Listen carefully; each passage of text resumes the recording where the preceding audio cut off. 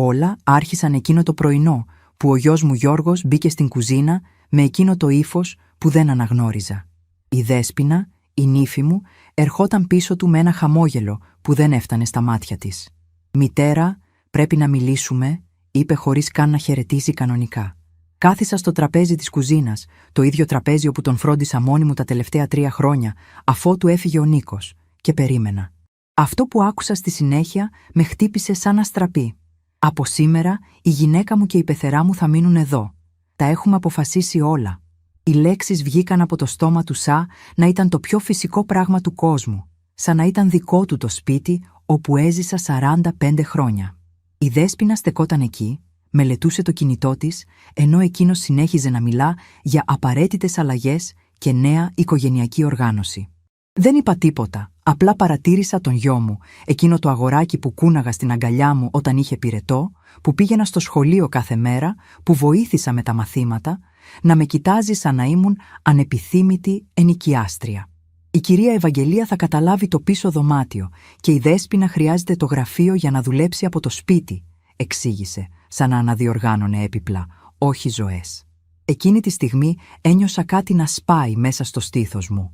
Δεν ήταν θυμός, δεν ήταν λύπη. Ήταν κάτι πιο βαθύ, μια οδυνηρή κατανόηση ότι είχα γίνει βάρος στη ζωή του δικού μου παιδιού. «Κι εγώ?» ρώτησα σιγανά, σχεδόν ψιθυρίζοντας. Ο Γιώργος σήκωσε τους ώμους και απάντησε.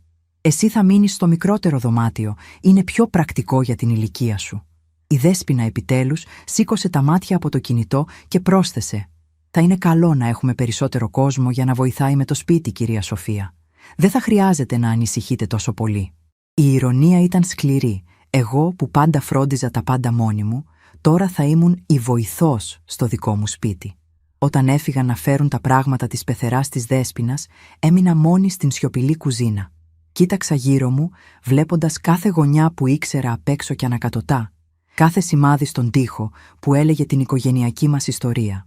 Πήρα τον τίτλο ιδιοκτησίας του σπιτιού, φυλαγμένο στο σιρτάρι της κομμότας του δωματίου μου, και διάβασα ξανά το όνομα που ήταν εκεί, Σοφία Παπαδοπούλου. Το όνομά μου, το σπίτι μου, η ζωή μου. Αλλά αυτό που δεν ήξεραν ήταν ότι μερικές αποφάσεις που παίρνονται σιωπηλά μπορούν να αλλάξουν τα πάντα, και εγώ ετοιμαζόμουν να πάρω μία που ποτέ δεν θα περίμεναν. Τις επόμενες ημέρες ήταν ένα μείγμα θορύβου και αορατότητας. Η Ευαγγελία έφτασε με 3 μεγάλες βαλίτσες και κατέλαβε το πίσω δωμάτιο να είχε μείνει πάντα εκεί. Η Δέσποινα αναδιοργάνωσε όλη την κουζίνα χωρίς να με ρωτήσει, άλλαζε μπαχαρικά από θέση και παραπονιόταν ότι τα πράγματα ήταν πολύ ακατάστατα.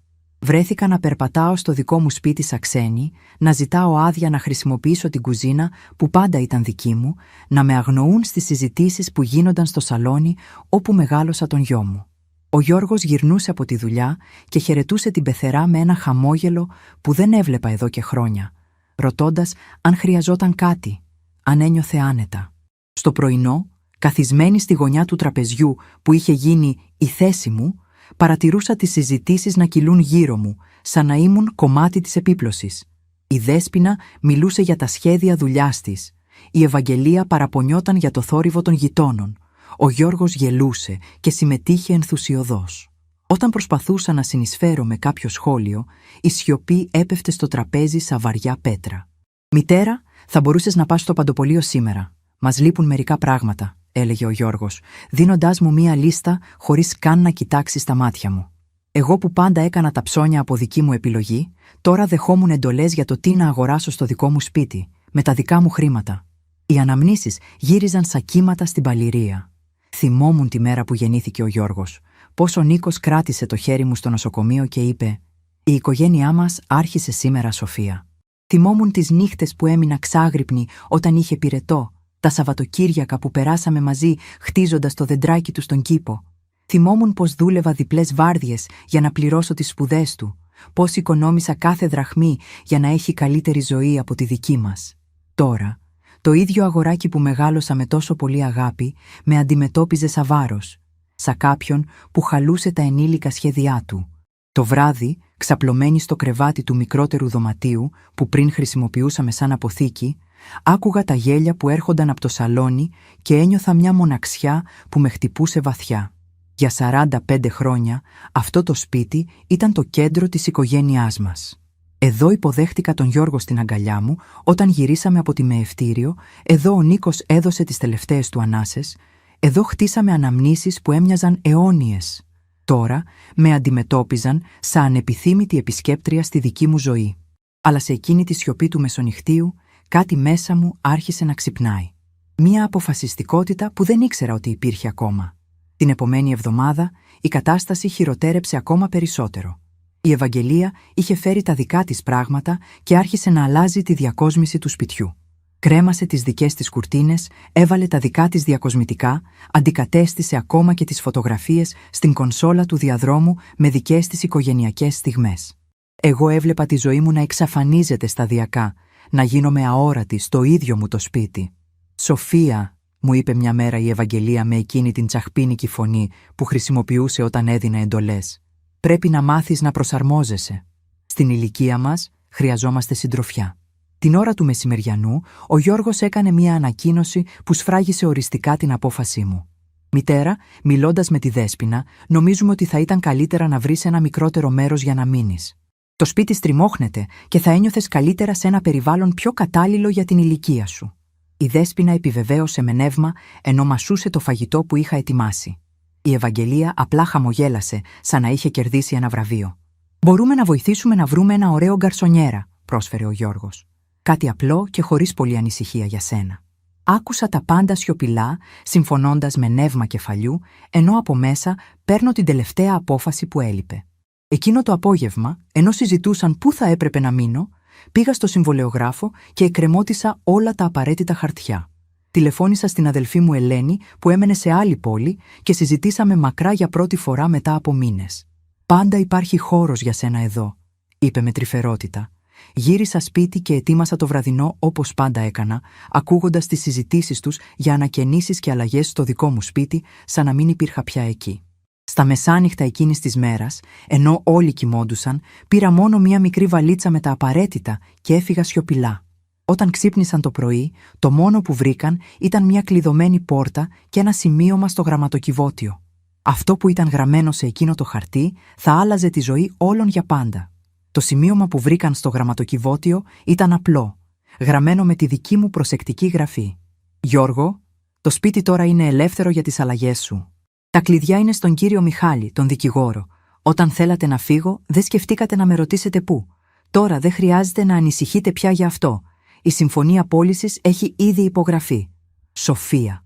Χτυπούσαν την πόρτα για ώρες, φώναζαν το όνομά μου, τηλεφωνούσαν σε όλα τα τηλέφωνα που ήξεραν. Αλλά εγώ ήμουν ήδη μακριά, στο σπίτι της αδελφής μου Ελένης, παρακολουθώντας το ηλιοβασίλεμα από τη βεράντα και νιώθοντας μια ειρήνη που δεν είχα ζήσει εδώ και χρόνια. Ο Γιώργος ανακάλυψε στο συμβολεογραφείο ότι είχα πουλήσει το σπίτι σε μια νέα οικογένεια που εδώ και μήνες έψαχνε κατοικία σε εκείνη τη γειτονιά. Τα χρήματα από την πώληση κατατέθηκαν σε έναν καινούριο λογαριασμό, τον οποίο άνοιξα ειδικά για να ξαναρχίσω τη ζωή μου. Ο κύριος Μιχάλης με τηλεφώνησε το απόγευμα. «Κυρία Σοφία, ο γιος σας είναι εδώ απεγνωσμένος. Θέλει να μάθει που είστε». Απάντησα ήρεμα. «Πέστε του ότι είμαι εκεί που πάντα ήθελα να είμαι. Σε ένα μέρος όπου είμαι ευπρόσδεκτη». Δεν υπήρχε θυμός στη φωνή μου, μόνο μια γαλήνη που είχα ξεχάσει ότι κατήχα. Η Δέσποινα τηλεφώνησε κλαίγοντας, οικετεύοντας να γυρίσω, λέγοντας ότι θα μπορούσαν να συζητήσουν και να λύσουν τα πάντα. Η Ευαγγελία, όπως μου είπε η Ελένη μετά, έπρεπε να επιστρέψει στο παλιό της σπίτι. Ο Γιώργος εμφανίστηκε στο σπίτι της Ελένης 3 μέρες μετά, με κόκκινα μάτια και μια έκφραση που δεν έβλεπα από όταν ήταν παιδί. «Μητέρα, σε παρακαλώ, γύρνα σπίτι.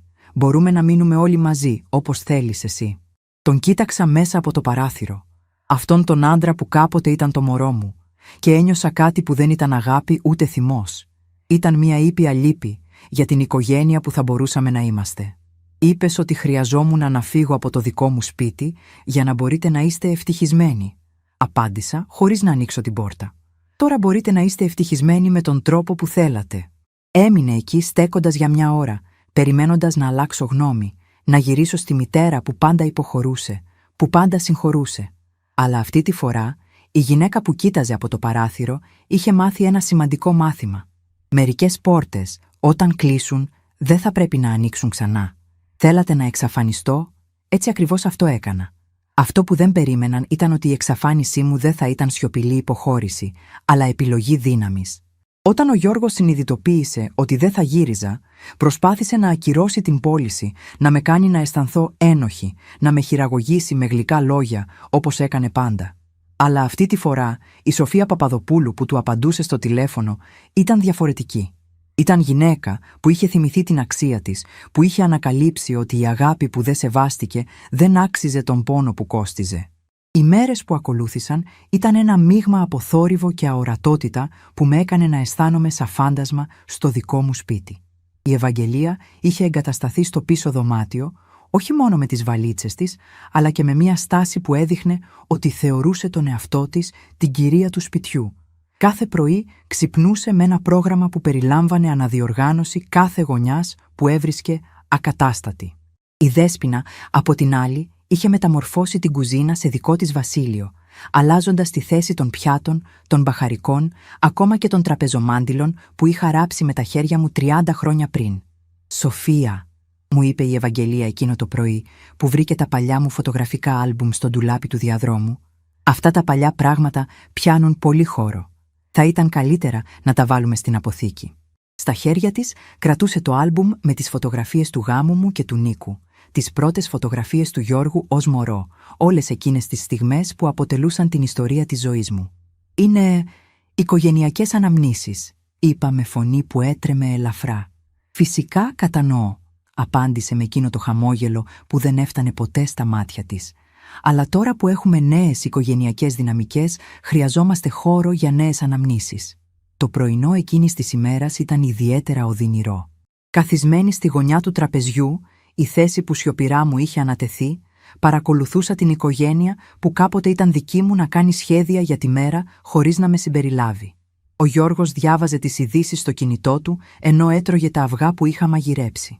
Η Δέσποινα οργάνωνε το πρόγραμμά της για την εβδομάδα, μιλώντας για συναντήσεις εργασίας και κοινωνικές υποχρεώσεις. Η Ευαγγελία σχολίαζε τα σχέδια της κόρης της με ενθουσιασμό, προσφέροντας συμβουλές και προτάσεις.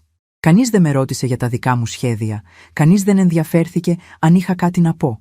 «Μητέρα», είπε ο Γιώργος χωρίς να σηκώσει το βλέμμα από το κινητό του, «σήμερα θα χρειαστούμε το σπίτι για τη Δέσποινα. Έχει μία σημαντική τηλεδιάσκεψη και χρειάζεται ησυχία». Κοίταξα γύρω μου, στο σπίτι όπου είχα ζήσει τόσα χρόνια, και συνειδητοποίησα ότι τώρα χρειαζόμουν άδεια για να υπάρχω σε αυτό. «Μπορείς να πας να κάνεις τα ψώνια», συνέχισε, «και μετά ίσως να επισκεφτείς κάποια φίλη». Τελείωσε γύρω στις 5. Η πρόταση ακουγόταν ευγενική, αλλά η υπονοούμενη έννοια ήταν σαφής. «Εξαφανίσου για αρκετές ώρες». Καθώς ετοιμαζόμουν να φύγω, άκουσα τη Δέσποινα να λέει στον Γιώργο: «Η μητέρα σου είναι πολύ καλή που καταλαβαίνει. Πολλές γυναίκες της ηλικίας της δε θα ήταν τόσο ευέλικτες». Η λέξη ευέλικτη με πίκρανε περισσότερο από όσα θα μπορούσε να κάνει ένας ανοιχτός εχθρότητα. Υπονοούσε ότι η συμμόρφωσή μου ήταν αρετή, όχι το αποτέλεσμα του να έχω χάσει κάθε ίχνος σεβασμού στο δικό μου σπίτι. Περπάτησα στους δρόμους της γειτονιάς όπου είχα ζήσει τόσα χρόνια, αλλά τώρα τα πάντα έμοιαζαν διαφορετικά. Οι γείτονες που με χαιρετούσαν ζεστά τόσα χρόνια τώρα με κοίταζαν με συμπόνια. Η κυρία Μαρία από το διπλανό σπίτι με σταμάτησε στο δρόμο.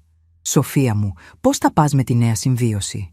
Η ερώτηση ήταν αθώα, αλλά με έκανε να συνειδητοποιήσω ότι όλη η γειτονιά ήξερε τι συνέβαινε. «Καλά, κυρία Μαρία», απάντησα προσπαθώντας να ακουστώ πεπισμένη. «Είναι καλό να έχω συντροφιά στην ηλικία μου». Αλλά οι λέξεις ακούστηκαν κούφιες, ακόμα και στα δικά μου αυτιά. Στο παντοπολείο, η κυρία Κατερίνα που με εξυπηρετούσε εδώ και δεκαετίες, παρατήρησε τη λίστα στο χέρι μου. «Πόσα άτομα είστε τώρα στο σπίτι, κυρία Σοφία?» με ρώτησε καθώς ζύγιζε τα λαχανικά. «4», απάντησα, και η λέξη με πίκρανε. 4 άτομα στο δικό μου σπίτι, και εγώ ένιωθα σαν να μην υπήρχα καθόλου. Καθώς πλήρωνα τα ψώνια με τα δικά μου χρήματα για οικογένεια που με είχε μετατρέψει σε υπηρέτρια, συνειδητοποίησα πόσο βαθιά είχα επιτρέψει να με ταπεινώσουν. Γύρισα σπίτι στις 5 ακριβώς, όπως μου είχε υποδειχθεί. Η τηλεδιάσκεψη της Δέσποινας είχε τελειώσει και όλοι έδειχναν ευχαριστημένοι που επέστρεψα. Όχι επειδή μου είχαν λείψει, αλλά επειδή τώρα κάποιος θα μαγείρευε το δείπνο. «Πώς πέρασες τη μέρα σου, Σοφία?» με ρώτησε η Ευαγγελία, με εκείνη τη φωνή που χρησιμοποιούσε όταν μιλούσε σε παιδιά.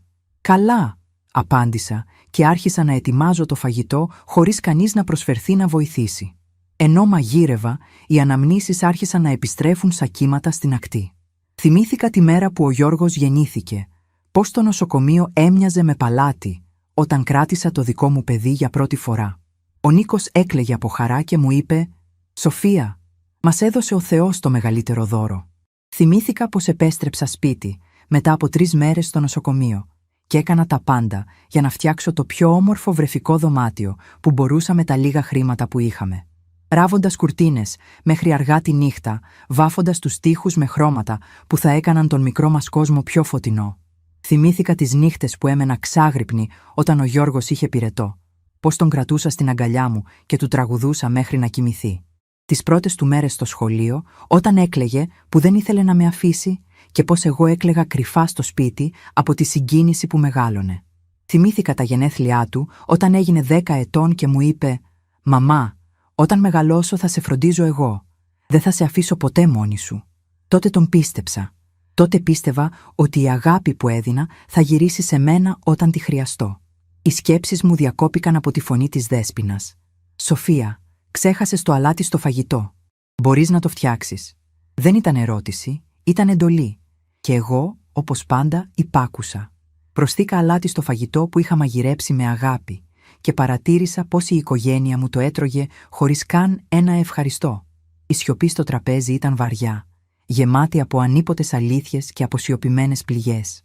Μετά το δείπνο, καθώς έπλαινα τα πιάτα μόνη μου στην κουζίνα, άκουσα γέλια από το σαλόνι. Οι άλλοι 3 είχαν βολευτεί στον καναπέ για να δουν μία κωμωδία στην τηλεόραση. Κανείς δεν με κάλεσε να καθίσω μαζί τους. Κανείς δεν προσφέρθηκε να με βοηθήσει με τα πιάτα. Απλά με άφησαν εκεί, στην κουζίνα, να καθαρίζω το χάος που είχαν αφήσει, ενώ εκείνοι απολάμβαναν τον ελεύθερό τους χρόνο. Εκείνη τη στιγμή κατάλαβα ότι δεν ήμουν μέλος της οικογένειας. Ήμουν η οικιακή βοηθός που έτυχε να μοιράζεται το ίδιο επώνυμο. Τη νύχτα, ξαπλωμένη στο στενό κρεβάτι του μικρού δωματίου, κοίταζα το ταβάνι και προσπαθούσα να καταλάβω πού είχα κάνει λάθος. Πότε ο γιος που μεγάλωσα με τόση αγάπη είχε γίνει αυτός ο άντρας που με έβλεπε σαν βάρος. Πότε η αγάπη μου είχε γίνει δεδομένη. Πότε η αυτοθυσία μου είχε μετατραπεί σε αδυναμία προς εκμετάλλευση. Θυμήθηκα τα χρόνια που δούλευα 2 δουλειές για να πληρώσω τις σπουδές του Γιώργου. Ξυπνούσα στις 6 το πρωί για να πάω στο εργοστάσιο και το απόγευμα δούλευα σε μια ταβέρνα μέχρι αργά τη νύχτα. Ο Νίκος με παρακαλούσε να μειώσω τον ρυθμό, αλλά εγώ έλεγα «Το παιδί μας θα έχει καλύτερη ζωή από εμάς. Θα σπουδάσει, θα γίνει κάτι σπουδαίο». Κάθε δραχμή που κέρδιζα πήγαινε για τα βιβλία του, τα μαθήματά του, τα ρούχα του. Εγώ φορούσα τα ίδια φορέματα για χρόνια, αλλά ο Γιώργος είχε πάντα ό,τι χρειαζόταν. Όταν τελείωσε τις σπουδές του και βρήκε δουλειά, νόμιζα ότι επιτέλους θα μπορούσαμε να είμαστε οικογένεια χωρίς τις οικονομικές πιέσεις. Αλλά τότε ήρθε η Δέσποινα στη ζωή του. Στην αρχή προσποιούνταν ότι με σεβόταν, με αποκαλούσε κυρία Σοφία, με σεβασμό, με ρωτούσε για συμβουλές. Αλλά σταδιακά, καθώς η σχέση τους εδραιώνονταν, άρχισε να με αντιμετωπίζει με λιγότερο σεβασμό. Πρώτα ήταν μικρά πράγματα. Δεν ρωτούσε πια τη γνώμη μου, απαντούσε στις ερωτήσεις μου με μονοσύλλαβα, έκανε αλλαγές στο σπίτι χωρίς να με ρωτά. Μετά τον θάνατο του Νίκου, η κατάσταση χειροτέρεψε. Η Δέσποινα άρχισε να με αντιμετωπίζει σαν να ήμουν φορτίο που είχε κληρονομήσει. Και ο Γιώργος, αντί να με προστατέψει, άφηνε τη γυναίκα του να με εκθέτει. Θυμήθηκα την πρώτη φορά που η Δέσποινα μου είπε «Σοφία, νομίζω ότι θα ήταν καλύτερα αν μάθαινες να μην παρεμβαίνεις στη σχέση μας». Ήταν μετά από μία απλή συμβουλή που είχα δώσει στον γιο μου για το πώς να φροντίσει το κρυολόγημά του. Τίποτα περισσότερο από ό,τι θα έκανε κάθε μητέρα. Αλλά για τη Δέσποινα ήταν παρέμβαση. Καθώς οι αναμνήσεις συνέχιζαν να με πλημμυρίζουν, άρχισα να καταλαβαίνω ότι αυτό που ζούσα δεν ήταν απλά μια δύσκολη περίοδος προσαρμογής. Ήταν συστηματική υποβάθμιση της θέσης μου στην οικογένεια που είχα αφιερώσει τη ζωή μου να χτίσω. Κάθε μέρα που περνούσε, έχανα λίγο ακόμα από την αξιοπρέπειά μου, από την αυτοεκτίμησή μου, από την αίσθηση ότι άξιζα κάτι καλύτερο από όλα αυτά. Την επόμενη εβδομάδα, τα πράγματα έγιναν ακόμα χειρότερα. Η Ευαγγελία αποφάσισε ότι χρειαζόταν να εξυγχρονίσει το σπίτι. Άρχισε να πετάει πράγματα που θεωρούσε παλιωμοδίτικα χωρίς καν να με ρωτά. Ένα πρωί βρήκα τα παλιά μου τραπεζομάντιλα. Αυτά που είχα κεντήσει με τα χέρια μου όταν ήμουν νέα νύφη, στα σκουπίδια. Αυτά είναι πολύ παλιά, μου εξήγησε όταν διαμαρτυρήθηκα. Έφερα καινούρια που ταιριάζουν καλύτερα με τη σύγχρονη διακόσμηση. Τα καινούρια τραπεζομάντιλα ήταν φτηνά, πλαστικά, χωρίς ψυχή. Αλλά εκπροσωπούσαν την αισθητική της Ευαγγελίας και αυτό ήταν το μόνο που μετρούσε. Κάθισα στην κουζίνα κρατώντας ένα από τα κεντημένα τραπεζομάντιλα που είχα σώσει από τα σκουπίδια και έκλαψα για πρώτη φορά εδώ και χρόνια. Δεν έκλαιγα μόνο για ένα κομμάτι υφάσματος, έκλαιγα για όλες τις αναμνήσεις που πετάγονταν στα σκουπίδια, για όλη την αγάπη και τον κόπο που αγνοούνταν, για όλη τη ζωή μου που σταδιακά εξαφανιζόταν. Εκείνο το βράδυ, καθώς ετοίμαζα το δείπνο για 4η φορά μέσα στην εβδομάδα, χωρίς κανείς να προσφερθεί να βοηθήσει, άκουσα τη συζήτηση που άλλαξε τα πάντα. Η Δέσποινα μιλούσε στο τηλέφωνο με κάποια φίλη της. «Ναι, η πεθερά μου είναι χρήσιμη για τις δουλειές του σπιτιού. Τουλάχιστον δεν πρέπει να πληρώνουμε οικιακή βοηθό». Γέλασε με έναν τρόπο που με έκανε να νιώσω να είχα πάρει χαστούκι. Και η μητέρα της Δέσποινας είναι εκεί για να την επιβλέπει, να βεβαιωθεί ότι τα κάνει όλα σωστά. Εκεί κατάλαβα την αλήθεια. Δεν ήμουν μέλος της οικογένειας που φιλοξενούνταν στο δικό μου σπίτι. Ήμουν η ανειδίκευτη εργάτρια που δούλευε δωρεάν και η Ευαγγελία ήταν εκεί σαν επιστάτης για να βεβαιωθεί ότι έκανα τη δουλειά μου σωστά. Όλη η ομιλία για οικογενειακή αλληλεγγύη και φροντίδα των ηλικιωμένων ήταν απλά εφημισμοί για εκμετάλλευση. Εκείνη τη νύχτα, καθώς ξάπλωσα στο στενό κρεβάτι του μικρού δωματίου, έλαβα μια απόφαση που θα άλλαζε τη ζωή μου για πάντα. Δεν θα υπέφερα άλλο σιωπηλά. Δεν θα άφηνα άλλο την αξιοπρέπειά μου να καταστρέφεται σταδιακά. Δεν θα έμενα άλλο σε ένα σπίτι όπου με αντιμετώπιζαν σαν υπηρέτρια. Αν ήθελαν να απαλλαγούν από εμένα, θα τους έδινα αυτό που ήθελαν, αλλά με τρόπο που δεν θα περίμεναν ποτέ. Ξυπνώντας την επομένη, με μια αποφασιστικότητα που δεν είχα νιώσει εδώ και χρόνια, άρχισα να κάνω σχέδια. Δεν θα ήταν εκδίκηση, θα ήταν απελευθέρωση. Η απελευθέρωση από μια οικογένεια που είχε ξεχάσει την αξία μου, από ένα σπίτι που δεν ήταν πια σπίτι μου, από μια ζωή που είχε γίνει φυλακή. Και το πρώτο βήμα θα ήταν να βρω τον τίτλο ιδιοκτησίας που φυλάγονταν στο συρτάρι μου και να θυμηθώ ποιο όνομα ήταν γραμμένο πάνω του, Σοφία Παπαδοπούλου. Εκείνη την ημέρα, η Σοφία Παπαδοπούλου θα άρχιζε να παίρνει πίσω τη ζωή της. Το πρωί μετά από εκείνη την αποφασιστική νύχτα, ξύπνησα πριν από όλους και πήγα στο συρτάρι της κομμότας του δωματίου μου, όπου φύλαγα τα σημαντικά έγγραφα. Ο τίτλος ιδιοκτησίας του σπιτιού ήταν εκεί με το όνομά μου σε σαφή γράμματα, μαζί με το πιστοποιητικό γάμου και τη διαθήκη που είχε κάνει ο Νίκος πριν φύγει. Για πρώτη φορά εδώ και εβδομάδες χαμογέλασα. Ένα μικρό χαμόγελο, αλλά γεμάτο καινούρια κατανόηση για τη δική μου δύναμη. Κατά τη διάρκεια του πρωινού συνέχισα να είμαι αόρατη για εκείνους, αλλά αυτή τη φορά από δική μου επιλογή. Παρατηρούσα κάθε χειρονομία, κάθε λέξη, κάθε επίδειξη ασεβίας, σαν να μελετούσα έναν χάρτη πριν από ένα σημαντικό ταξίδι. Ενώ έβγαιναν για τις δραστηριότητές τους, ο Γιώργος για τη δουλειά, η Δέσποινα για τις συναντήσεις της, η Ευαγγελία για να επισκεφτεί φίλες, άρχισα να κινούμαι στο σπίτι με έναν σκοπό που δεν είχα εδώ και πολύ καιρό. Τηλεφώνησα στον δικηγόρο της οικογένειας, κύριο Μιχάλη, και κανόνισα ραντεβού. «Πρέπει να λύσω μερικά ζητήματα σχετικά με την περιουσία μου», είπα απλά. Μετά πήγα στην τράπεζα και ενημέρωσα τα χαρτιά μου, βεβαιώνοντας ότι όλα ήταν σε τάξη. Δεν ήταν εκδίκηση που σχεδίαζα, ήταν ελευθερία. Η ελευθερία να επιλέξω ποιος άξιζε να είναι μέρος της ζωής μου. Εκείνη την ημέρα, κατά τη διάρκεια του μεσημεριανού, ο Γιώργος έκανε μια ανακοίνωση που σφράγισε οριστικά την απόφασή μου. «Μητέρα, συζητώντας με τη Δέσποινα, νομίζουμε ότι θα ήταν καλύτερα να βρεις ένα μικρότερο μέρος για να μείνεις. Το σπίτι γίνεται στενό και θα ένιωθες καλύτερα σε ένα περιβάλλον πιο κατάλληλο για την ηλικία σου». Η Δέσποινα επιβεβαίωσε με νεύμα, ενώ μασούσε το φαγητό που είχα ετοιμάσει. Η Ευαγγελία απλά χαμογέλασε, σαν να είχε μόλις κερδίσει κάτι πολύτιμο. «Μπορούμε να βοηθήσουμε να βρούμε μια καλή γκαρσονιέρα», πρόσφερε ο Γιώργος. «Κάτι απλό και χωρίς πολλές ανησυχίες για σένα». Άκουσα τα πάντα σιωπηλά, συμφωνώντας με νεύμα κεφαλιού, ενώ από μέσα έπαιρνα την τελευταία απόφαση που μου έλειπε. Εκείνο το απόγευμα, ενώ συζητούσαν πού έπρεπε να μείνω, πήγα στο συμβολεογραφείο και φρόντισα όλα τα απαραίτητα έγγραφα. Τηλεφώνησα στην αδελφή μου Ελένη, που έμενε στη Θεσσαλονίκη, και μιλήσαμε μακριά για πρώτη φορά μετά από μήνες. «Πάντα υπάρχει χώρος για σένα εδώ», είπε με αγάπη. Γύρισα σπίτι και ετοίμασα το βραδινό όπως πάντα, ακούγοντας τις συζητήσεις τους για ανακαινήσεις και αλλαγές στο δικό μου σπίτι, σαν να μην υπήρχα πια εκεί. Τη νύχτα εκείνης της ίδιας ημέρας, ενώ όλοι κοιμόντουσαν βαθιά, πήρα μόνο μια μικρή βαλίτσα με τα απολύτως απαραίτητα και έφυγα σε σιωπή. Η βαλίτσα περιείχε τα πιο σημαντικά: μερικά ρούχα, τις φωτογραφίες του Νίκου, τα κοσμήματα της γιαγιάς μου και το κεντημένο τραπεζομάντιλο που είχα σώσει από τα σκουπίδια. Όταν ξύπνησαν το πρωί, το μόνο που βρήκαν ήταν μια κλειδωμένη πόρτα και ένα σημείωμα στο γραμματοκιβώτιο. Αυτό που ήταν γραμμένο σε εκείνο το χαρτί θα άλλαζε τη ζωή όλων για πάντα. Το σημείωμα ήταν σύντομο, αλλά σαφές. «Γιώργο, το σπίτι τώρα είναι ελεύθερο για τις αλλαγές σας. Τα κλειδιά είναι στον κύριο Μιχάλη, τον δικηγόρο. Όταν θελήσατε να φύγω, δεν σκεφτήκατε να με ρωτήσετε πού θα πάω. Τώρα δεν χρειάζεται να ανησυχείτε πια γι' αυτό. Ο τίτλος πώλησης έχει ήδη υπογραφεί. Η μητέρα που δεν αξίζει σεβασμό, Σοφία». Στο διαμέρισμα της Ελένης στη Θεσσαλονίκη, καθισμένη στη μικρή βεράντα που έβλεπε στη θάλασσα, ένιωσα κάτι που είχα ξεχάσει ότι υπήρχε. Ησυχία. Όχι απλά την απουσία θορύβου, αλλά την ησυχία που έρχεται όταν δεν χρειάζεται να ανησυχείς για το αν κάνεις κάτι λάθος, αν θα σε επικρίνει κάποιος, αν είσαι ανεπιθύμητη. Η Ελένη με υποδέχτηκε σαν να ήμουν θησαυρός που είχε χαθεί και ξαναβρέθηκε. «Σοφία μου», μου είπε ενώ με αγκάλιαζε, «γιατί άργησες τόσο?» Οι πρώτες μέρες ήταν παράξενες. Μετά από τόσα χρόνια στο ίδιο σπίτι, στην ίδια ρουτίνα, η αλλαγή ήταν συγκλονιστική, αλλά ήταν καλή συγκλονιστική.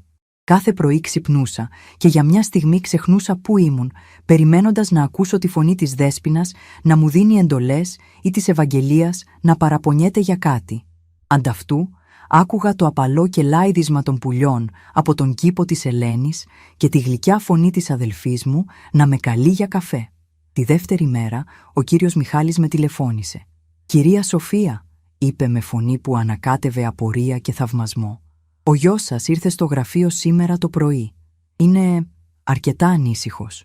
Γέλασα, ένας ήχος που δεν είχα βγάλει εδώ και μήνες. «Φαντάζομαι», απάντησα. «Τι του είπατε?»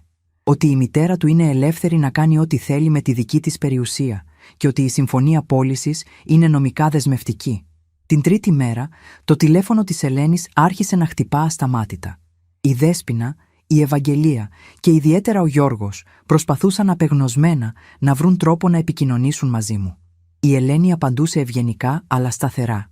«Η αδελφή μου είναι καλά και ασφαλής. Αν θέλει να μιλήσει μαζί σας, θα το κάνει από μόνη της. Και εγώ δεν ήθελα. Τουλάχιστον όχι ακόμα. Εκείνες τις πρώτες μέρες ανακάλυψα πράγματα για τον εαυτό μου που είχα ξεχάσει. Ότι μου άρεσε να διαβάζω βιβλία χωρίς να με διακόπτει κανείς. Ότι μπορούσα να κάθομαι στη σιωπή χωρίς να αισθάνομαι άβολα.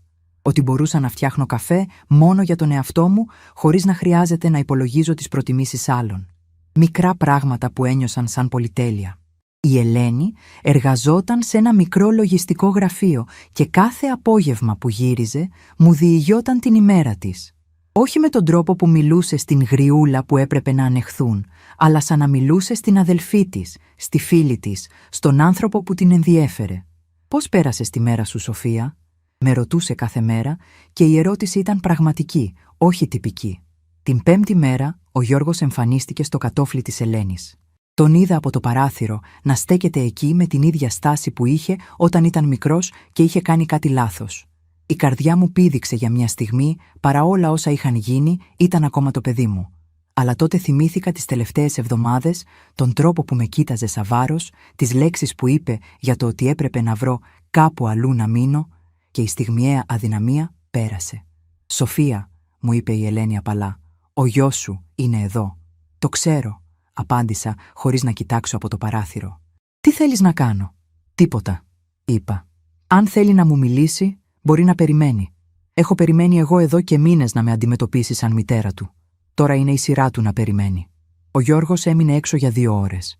Τον έβλεπα να περπατά πάνω κάτω, να κοιτάζει τα παράθυρα, να προσπαθεί να καταλάβει ποιο δωμάτιο ήμουν. Κάποια στιγμή κάλεσε την Ελένη στη θύρα. «Θεία Ελένη», τον άκουσα να λέει, «παρακαλώ, πρέπει να μιλήσω με τη μητέρα μου». «Γιώργο μου», απάντησε η αδελφή μου με τόση αξιοπρέπεια που ήμουν περήφανη για εκείνη. «Η μητέρα σου έχει αποφασίσει να μην μιλήσει μαζί σου αυτή τη στιγμή και έχει κάθε δικαίωμα να κάνει αυτή την επιλογή. «Αλλά δεν καταλαβαίνετε», είπε ο Γιώργος με φωνή που έτρεμε. «Έκανε κάτι τρελό. Πούλησε το σπίτι. Μείναμε στο δρόμο». Εκεί, από το παράθυρο του δωματίου μου, είδα για πρώτη φορά εδώ και μήνες τον πραγματικό άντρα πίσω από τη μάσκα της αδιαφορίας. Ήταν τρομαγμένος, απελπισμένος, παιδί που είχε χάσει την ασφάλεια που πάντα θεωρούσε δεδομένη. «Σοφία», μου είπε η Ελένη όταν έκλεισε την πόρτα και γύρισε στο διαμέρισμα, «είσαι σίγουρη για αυτό που κάνεις?» Σκέφτηκα για μια στιγμή. Ήμουν σίγουρη. Η απόφαση να πουλήσω το σπίτι είχε γίνει σε στιγμές θυμού και πόνου.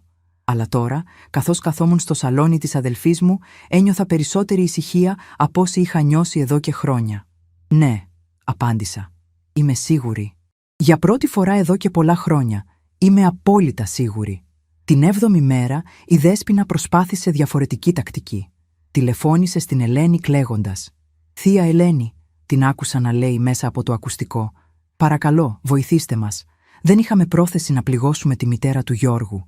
Απλά νομίζαμε ότι θα ήταν πιο άνετα για όλους αν...» Η φωνή της σταμάτησε. Είχε καταλάβει πόσο κούφια ακούγονταν τα λόγια της. «Δέσποινα μου», είπε η Ελένη με ήρεμη φωνή, «η Σοφία χρειάζεται χρόνο. Και εσείς χρειάζεστε να σκεφτείτε πραγματικά τι έχει γίνει. Εκείνη την εβδομάδα ήταν η πρώτη φορά εδώ και δεκαετίες που δεν είχα πρόγραμμα βασισμένο στις ανάγκες άλλων. Δεν έπρεπε να ξυπνήσω νωρίς για να ετοιμάσω πρωινό για 3 άτομα. Δεν έπρεπε να σχεδιάσω το μεσημεριανό γεύμα βασισμένο στις διαιτητικές προτιμήσεις της Δέσποινας. Δεν έπρεπε να περιμένω στο σπίτι όταν άλλοι έβγαιναν για διασκέδαση. Μπορούσα να αποφασίσω μόνη μου τι να φάω, πότε να φάω, τι να κάνω με τη μέρα μου. Ανακάλυψα ότι η Θεσσαλονίκη είχε υπέροχα μικρά καφενεία όπου μπορούσες να κάθεσαι και να διαβάζεις χωρίς να σε ενοχλήσει κανείς. Ανακάλυψα ότι υπήρχαν πάρκα με παγκάκια όπου μπορούσες να κάθεσαι και να σκέφτεσαι ή απλά να μην σκέφτεσαι τίποτα. Ανακάλυψα ότι μπορούσα να περπατήσω χωρίς προορισμό και αυτό δεν σήμαινε ότι ήμουν χαμένη. Σήμαινε ότι ήμουν ελεύθερη. Μια εβδομάδα μετά την άφιξή μου στη Θεσσαλονίκη, η Ελένη με πήρε σε ένα από τα αγαπημένα της μέρη. Ένα μικρό καφενείο δίπλα στη θάλασσα, όπου σερβίρουν τον καλύτερο ελληνικό καφέ στην πόλη. Καθισμένες εκεί, κοιτάζοντας τη θάλασσα, η Ελένη με ρώτησε κάτι που με έκανε να σκεφτώ βαθιά. «Σοφία», είπε, «νιώθεις καμιά τύψη για αυτό που έκανες?» Σκέφτηκα προσεκτικά πριν απαντήσω. «Νιώθω λύπη», είπα τελικά, «αλλά όχι τύψη. Νιώθω λύπη για τα χρόνια που έχασα, προσπαθώντας να πείσω ανθρώπους να με αγαπήσουν, που είχαν ήδη αποφασίσει ότι δεν άξιζα αγάπη.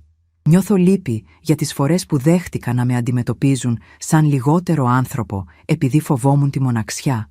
Αλλά τύψη, όχι. Δεν νιώθω τύψη για το ότι επέλεξα επιτέλους τον εαυτό μου. Εκείνη τη στιγμή, καθισμένη δίπλα στη θάλασσα, με τη μόνη οικογένεια που με αντιμετώπιζε σαν άνθρωπο που άξιζε αγάπη και σεβασμό, κατάλαβα κάτι σημαντικό. Η μεγαλύτερη μεταμόρφωση δεν ήταν που έφυγα από το σπίτι ή που το πούλησα. Η μεγαλύτερη μεταμόρφωση ήταν που είχα σταματήσει να ζητάω συγγνώμη για την ύπαρξή μου. Που είχα σταματήσει να προσπαθώ να γίνω μικρότερη για να χωράω σε χώρους που δεν με ήθελαν. Που είχα επιλέξει την αξιοπρέπεια αντί για την οικειότητα, την ελευθερία αντί για την ψεύτικη ασφάλεια. Το τηλέφωνο της Ελένης χτυπούσε κάθε μέρα. Ο Γιώργος, η Δέσποινα, ακόμα και η Ευαγγελία προσπαθούσαν να βρουν τρόπους να με πείσουν να επιστρέψω. Οι προσεγγίσεις τους άλλαζαν, μερικές φορές οικεσίες, μερικές φορές οργή, μερικές φορές απόπειρες χειραγώγησης μέσω ενοχής. Αλλά εγώ είχα βρει κάτι που δεν είχα νιώσει εδώ και δεκαετίες, ησυχία στην ψυχή μου. Και δεν υπήρχε κανένα ποσό οικεσίας ή αγωνίας που θα μπορούσε να με κάνει να θυσιάσω ξανά αυτή την ησυχία. 2 εβδομάδες μετά την άφιξή μου στη Θεσσαλονίκη, ο κύριος Μιχάλης με ενημέρωσε ότι η πώληση του σπιτιού είχε ολοκληρωθεί επίσημα. Η νέα οικογένεια, η Αντωνίου, είχε ήδη μετακομίσει και άρχισε να μεταμορφώνει το σπίτι σε δικό του σπίτι. «Κυρία Σοφία», μου είπε στο τηλέφωνο, «ο γιος σας ήρθε ξανά στο γραφείο χθες. Προσπάθησε να μάθει αν υπάρχει κάποιος νομικός τρόπος να ακυρώσει τη συμφωνία». «Και», ρώτησα, αν και ήδη ήξερα την απάντηση. Του εξήγησα ότι ως νόμιμη ιδιοκτήτρια είχατε κάθε δικαίωμα να πουλήσετε την περιουσία σας. Δεν υπάρχει νομικό έδαφος για ακύρωση. Εκείνη την ίδια μέρα, η Ελένη μου έδειξε ένα άρθρο στην τοπική εφημερίδα της Αθήνας που είχε βρει διαδικτυακά. «Οικογένεια μένει στο δρόμο μετά από απροσδόκητη πώληση σπιτιού» ήταν ο τίτλος. Το άρθρο περιέγραφε την τραγική ιστορία μιας οικογένειας που έμεινε άστεγη όταν η ηλικιωμένη μητέρα πούλησε ξαφνικά το οικογενειακό σπίτι. Ο Γιώργος είχε μιλήσει σε δημοσιογράφο, παρουσιάζοντας τον εαυτό του ως θύμα των απρόβλεπτων αποφάσεων της μητέρας του που πιθανόν αντιμετωπίζει προβλήματα μνήμης. Διάβασα το άρθρο 2 φορές και κάθε φορά η οργή μου μεγάλωνε.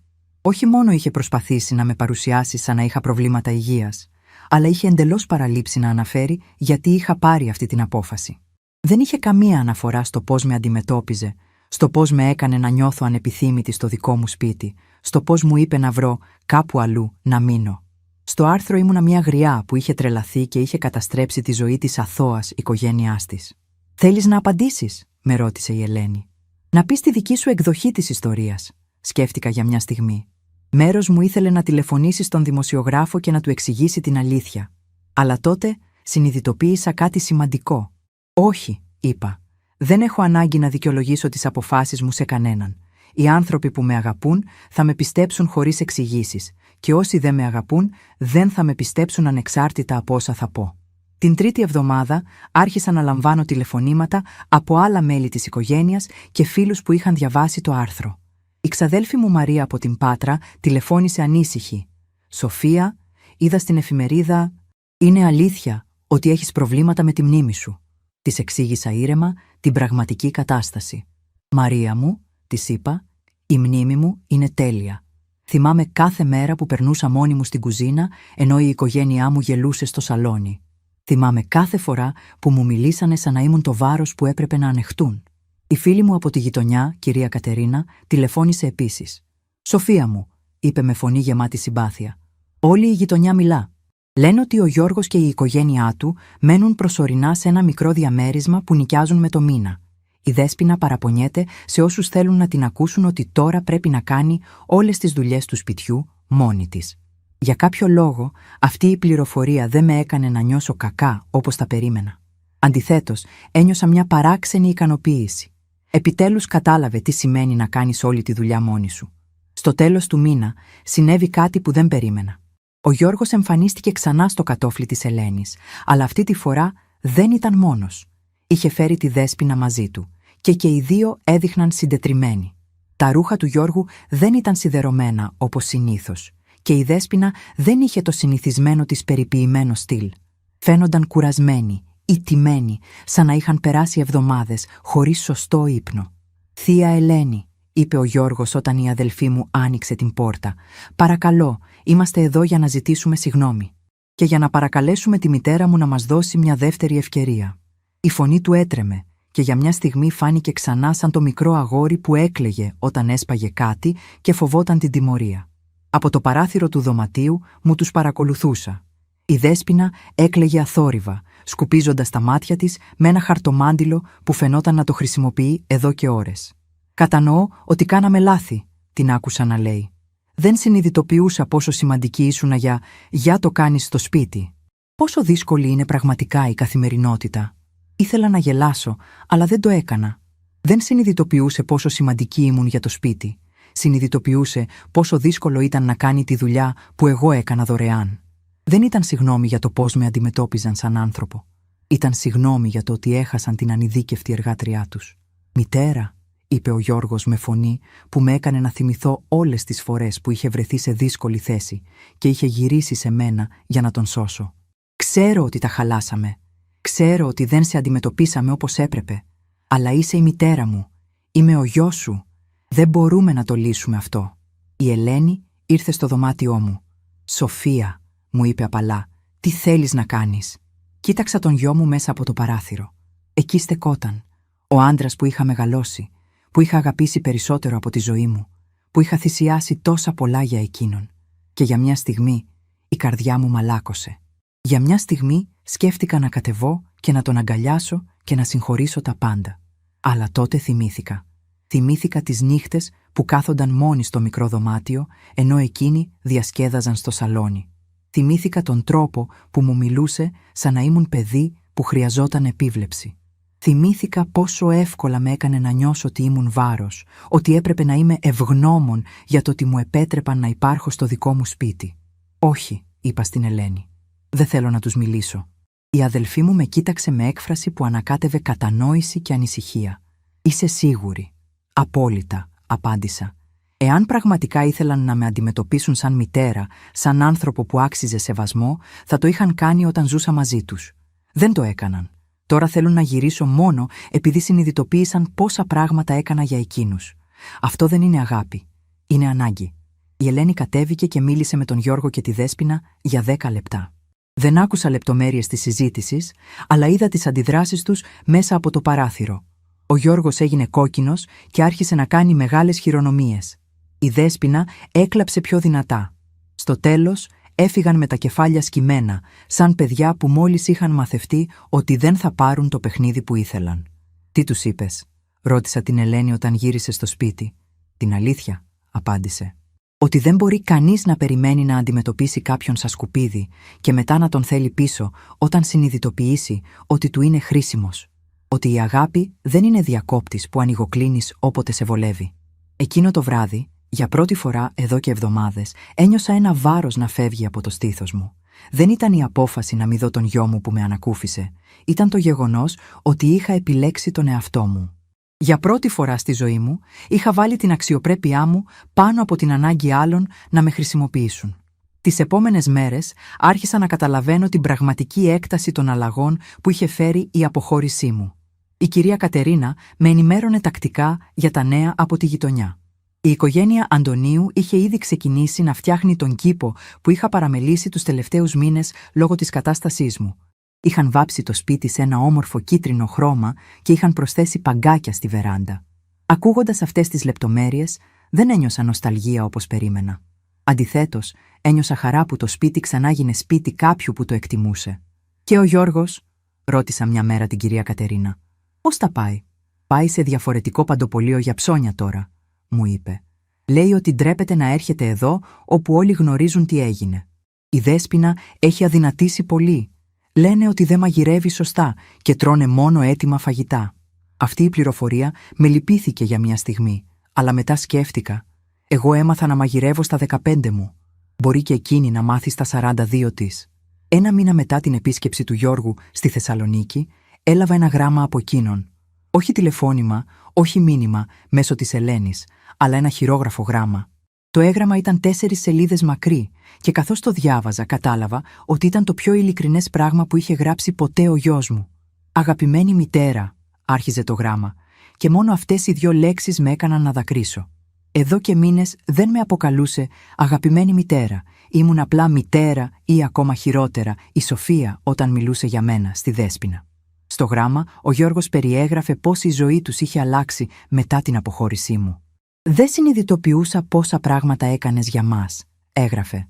«Όχι μόνο το μαγείρεμα και το καθάρισμα, αλλά και πόσο το σπίτι ήταν σπίτι επειδή ήσουν εκεί.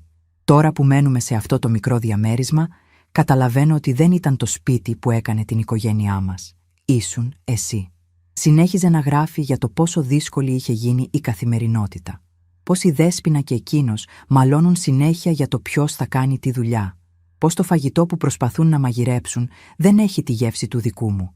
Πώς η Ευαγγελία είχε γυρίσει στο δικό της σπίτι αμέσως μόλις συνειδητοποίησε ότι θα έπρεπε να συνεισφέρει στις δουλειές. Αλλά το πιο σημαντικό μέρος του γράμματος ήταν προς το τέλος. «Μητέρα, ξέρω ότι δεν έχω δικαίωμα να ζητήσω συγγνώμη αφότου σε αντιμετώπισα τόσο άσχημα. Ξέρω ότι δεν έχω δικαίωμα να ζητήσω μια δεύτερη ευκαιρία αφότου σου έδειξα τόσο λίγο σεβασμό στο δικό σου σπίτι. Αλλά θέλω να ξέρεις ότι πραγματικά κατάλαβα πόσο λάθος έκανα. Δεν ζητάω να γυρίσεις. Καταλαβαίνω γιατί δεν θα το έκανες. Απλά θέλω να ξέρεις ότι σε αγαπάω και ότι είμαι λυπημένος που χρειάστηκε να χάσω τη μητέρα μου για να καταλάβω πόσο πολύτιμη ήσουν». Διάβασα το γράμμα 3 φορές πριν το φυλάξω στο σιρτάρι του κομοδίνου μου. Ήταν η πρώτη φορά που ο Γιώργος ανέλαβε πλήρη ευθύνη για τις πράξεις του, που δεν προσπάθησε να δικαιολογήσει τη συμπεριφορά του ή να ρίξει το φταίξιμο σε άλλους. Ήταν επίσης η πρώτη φορά που δεν ζητούσε κάτι από μένα. Δεν ζητούσε να γυρίσω, δεν ζητούσε να τον συγχωρήσω, απλά ζητούσε να ξέρω ότι είχε κατανοήσει. Εκείνο το βράδυ, η Ελένη με βρήκε να κάθομαι στη βεράντα κοιτάζοντας τη θάλασσα. «Πώς νιώθεις μετά το γράμμα?» με ρώτησε. «Λυπημένη», απάντησα ειλικρινά. «Αλλά όχι για τον εαυτό μου. Λυπημένη για εκείνον. Λυπημένη που χρειάστηκε να χάσει τη μητέρα του για να μάθει να την εκτιμά. Λυπημένη που μερικά μαθήματα έρχονται πολύ αργά». «Θα του απαντήσεις». «Ίσως», είπα, «αλλά όχι τώρα. Τώρα χρειάζομαι να μάθω ποια είμαι εγώ χωρίς να είμαι η μητέρα κάποιου, η σύζυγος κάποιου, η υπηρέτρια κάποιου. Χρειάζομαι να μάθω να είμαι απλά η Σοφία». Και καθισμένη εκεί, ακούγοντας τα κύματα να χτυπούν την ακτή, κατάλαβα ότι αυτό που είχε αρχίσει σαν τιμωρία για τον γιο μου, είχε γίνει δώρο για τον εαυτό μου. Είχα ανακαλύψει ότι η αγάπη που αξίζει να έχεις είναι αυτή που δεν χρειάζεται να ζητιανεύεις, να δικαιολογήσεις ή να αγοράσεις με την αυτοθυσία σου. 6 μήνες μετά την εγκατάστασή μου στη Θεσσαλονίκη, η ρουτίνα μου στο σπίτι της Ελένης είχε γίνει ένας απαλός χορός από μικρές χαρές που είχα ξεχάσει ότι υπήρχαν. Ξυπνάω νωρίς, πίνω καφέ στη βεράντα ακούγοντας τα πουλιά και φροντίζω τον κήπο που εκείνη πάντα ήθελε, αλλά δεν είχε ποτέ χρόνο να φυτέψει. Τα λουλούδια που βλαστάνουν από τους σπόρους που φύτεψα είναι σαν μικρά θαύματα κάθε μέρας. Λευκά τριαντάφυλλα, κίτρινες μαργαρίτες, ιώδη που αρωματίζουν το πρωί. Η Ελένη δουλεύει μισή ώρα και γυρίζει σπίτι ανυπόμονη να μου διηγηθεί την ημέρα της, ρωτώντας με για τη δική μου. Εδώ δεν είμαι βάρος ούτε εμπόδιο. Είμαι αδελφή, παρέα, άνθρωπος που μετράει. Την περασμένη εβδομάδα ο Γιώργος τηλεφώνησε για ακόμα μια φορά. Η Ελένη απάντησε και εκείνος ζήτησε να μιλήσει μαζί μου, αλλά έκανα νόημα να πει ότι δεν ήμουν εκεί.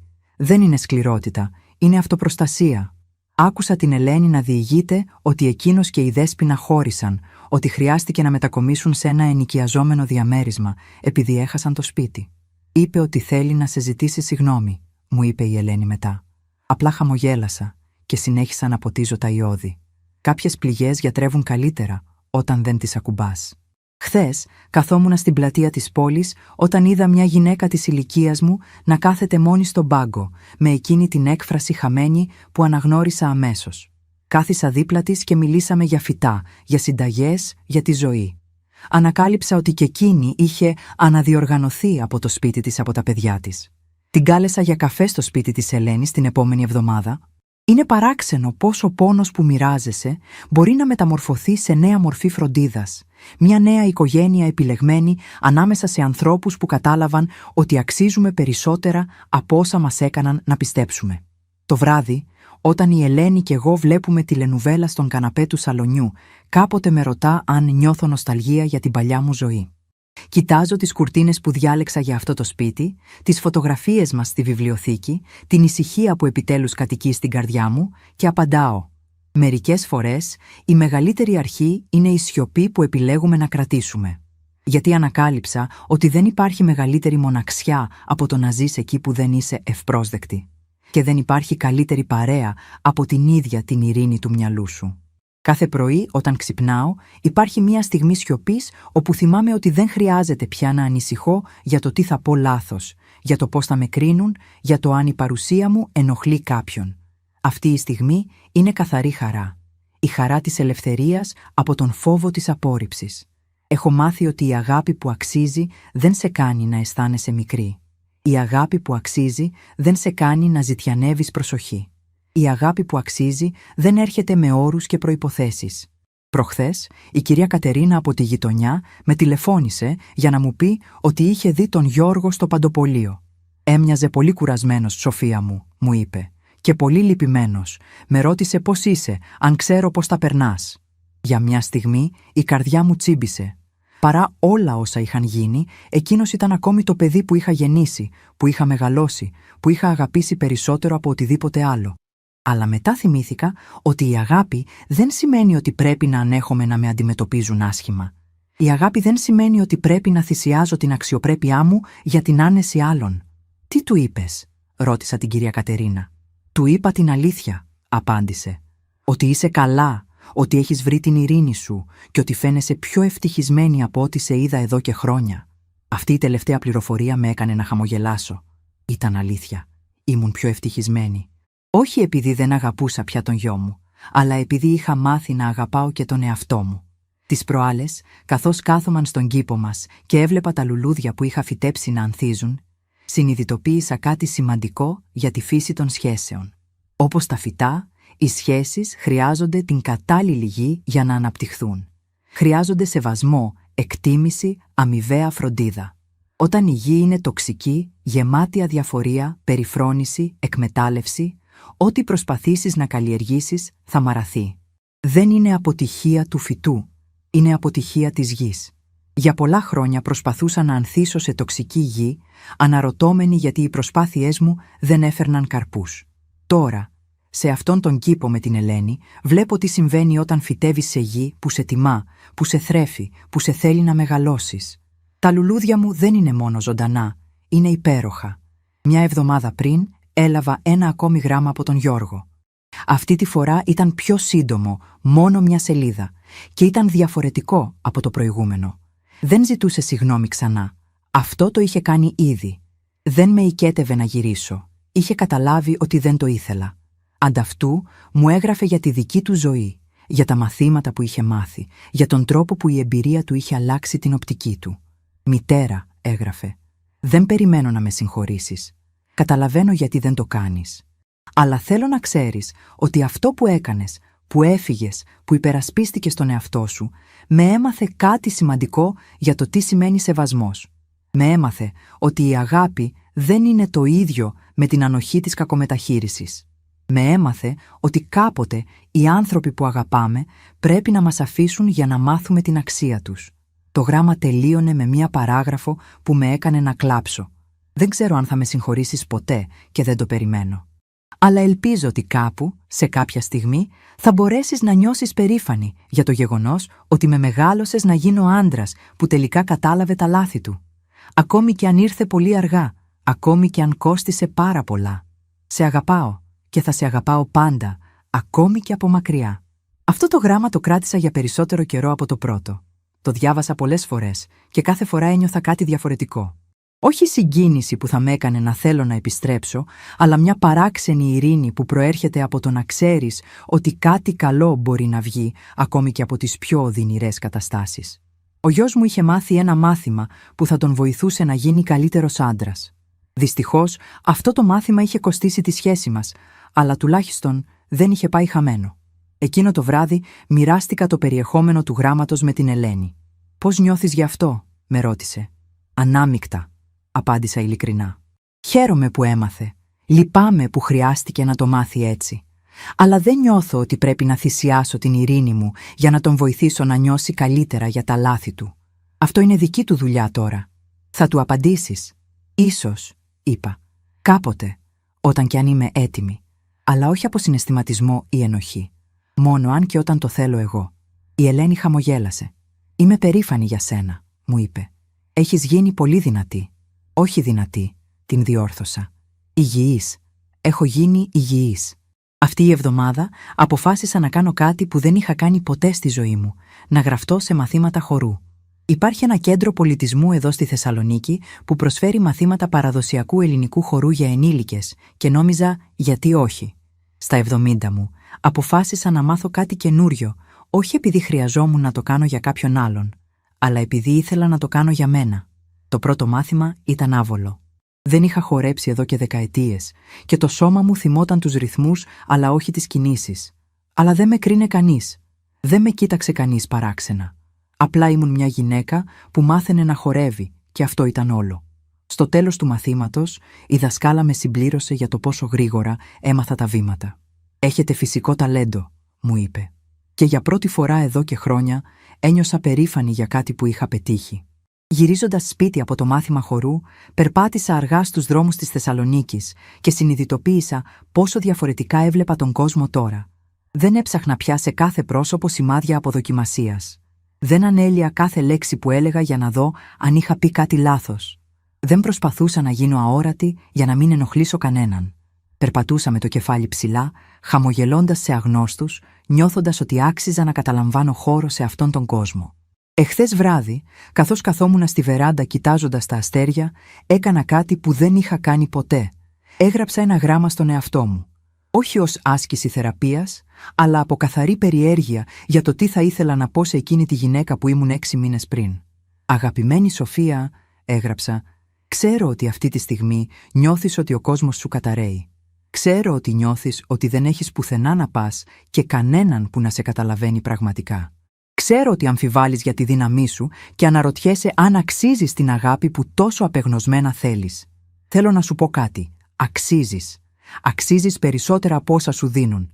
Αξίζεις να σε αγαπούν χωρίς όρους. Αξίζεις να σε σεβαστούν. Και είσαι πολύ πιο δυνατή από όσο νομίζεις.